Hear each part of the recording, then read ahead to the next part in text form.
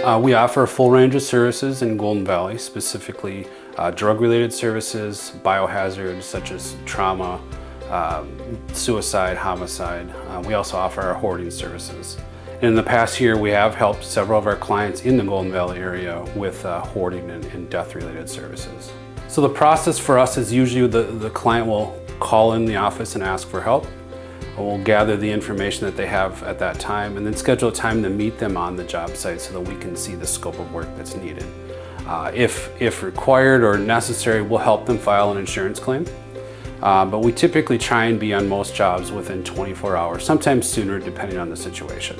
Not hiring a professional can lead to work not being done correctly. Unfortunately, it's pretty easy for a lot of people to say that they're experts in biohazards, but the reality is that they're working primarily in a fire or water restoration situation and dabble in biohazards on the side. All of our staff is full-time, and we all have third-party certifications, and so we like to think that when you work with Scene Clean, you are working with the best.